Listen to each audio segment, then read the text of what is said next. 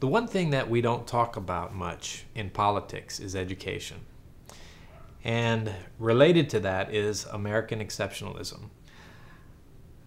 It's this idea that America is the greatest country in the world, that our economy is based on entrepreneurs and small business people who operate in a free market that's unlike any other economy in the world, and we excel for these reasons. And so the belief, exceptionalism, is the belief that America has the greatest promise in terms of economics, in terms of quality of life, and in terms of the quality of people that live here. So if we dig down and we make this connection to American exceptionalism and education, then we'll find that education is the foundation of American exceptionalism. It is the foundation of our economy. So it's one of those things that we have to take very good care of, and it should be a bigger issue in politics. One of the things I'd like to do is I would like to improve education by eliminating the Department of Education, the Federal Department of Education. Right now, what happens is we have one policy or one set of policies that regulate the education system in 50 states.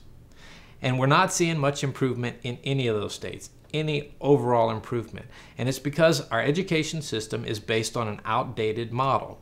And what we need to do is we need to change that model so that the classroom is different, in that students can learn applied skills, things like critical thinking, things like collaboration and teamwork, project-based learning. These are things that give students the skills they need to function in the real world once they get out of school. And we need to start teaching these skills in the K through 12 world. This has to happen, and it has to change soon, because other countries are beginning to employ education systems that do these kinds of things. We need to engage students. What happens is most students don't perform well in the traditional classroom.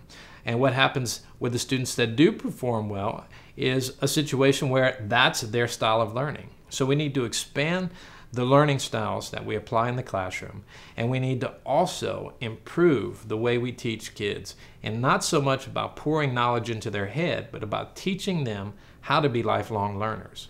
So this idea of American exceptionalism, we don't talk a whole lot about it, but it is what makes America great. And what makes America great is a brilliant education system. And I think when states begin managing their own departments of education, and they begin innovating and playing around with student-driven learning, with these concepts of 21st century learning skills, you're going to see several states emerge, and they're going to use education as competitive tools to draw people to their states to lift up their economies. So instead of one set of policies holding the United States to a certain level of achievement, we've got 50 states innovating the way our students learn.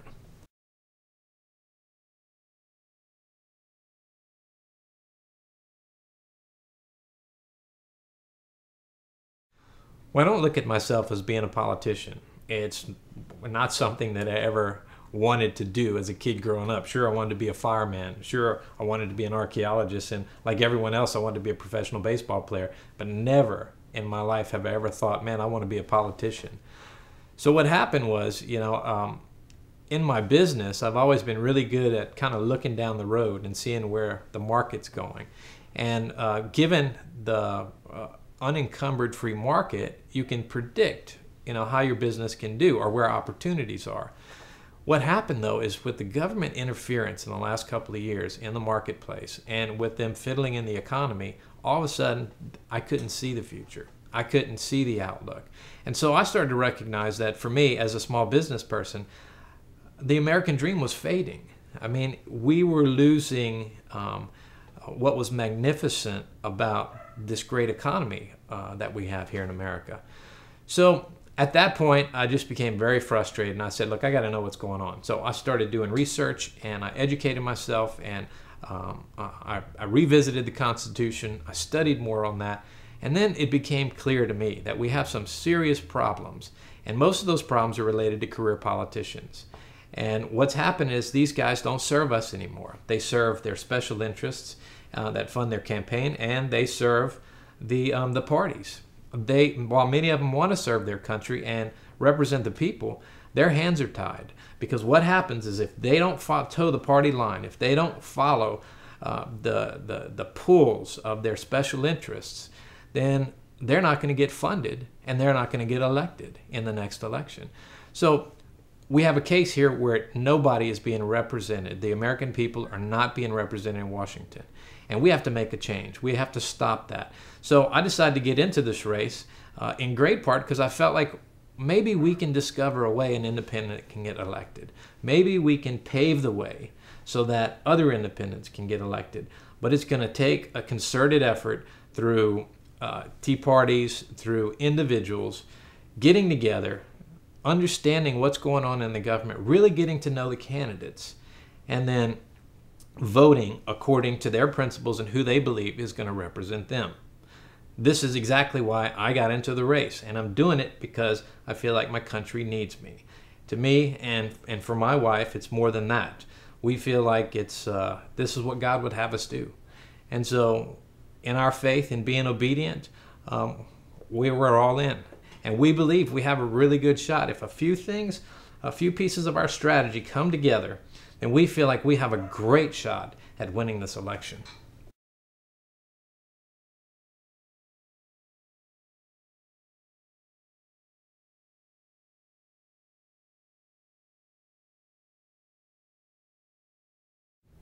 Yes, I believe David Vitter is a conservative, but he's not, I don't believe he's a constitutional conservative. We've seen the Republican Party kind of move off this conservatism that we would think about in terms of Reagan conservatism or constitutional conservatism. And in great part, I think the divergence there is really about spending and big government. David Vitter has been a part of the Republican-controlled Congress through the Bush administration, which expanded the federal debt from about $3.5 trillion to nearly $8 trillion in that time frame. So when you think of conservatism, you think limited constitutional government.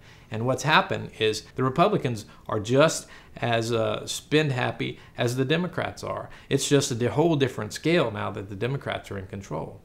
So is he a conservative? He's not the kind of conservative that I am, because I believe in a limited constitutional government. I believe right now the most important thing that we can do as far as government goes is to reduce the size of government, cut spending, and we need to return to our constitutional base. The Constitution is the wellspring of our freedoms and our liberties. And right now there's nobody defending the Constitution.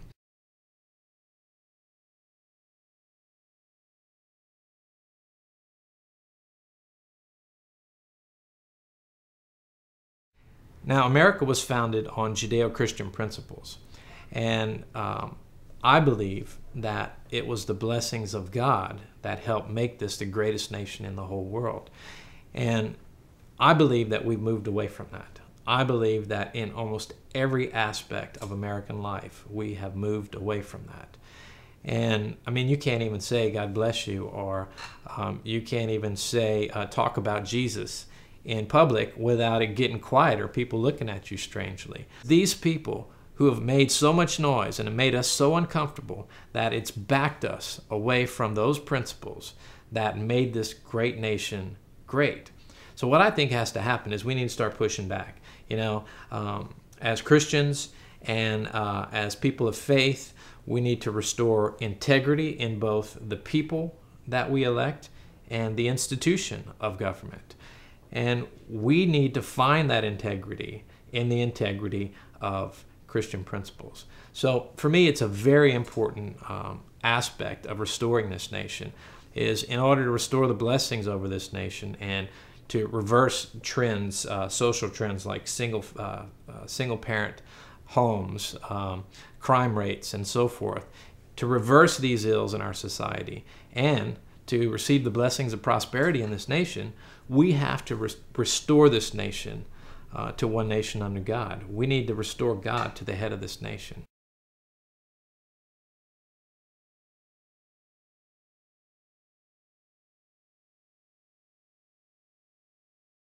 I think this year, in the midterm elections, something incredible could happen in Washington.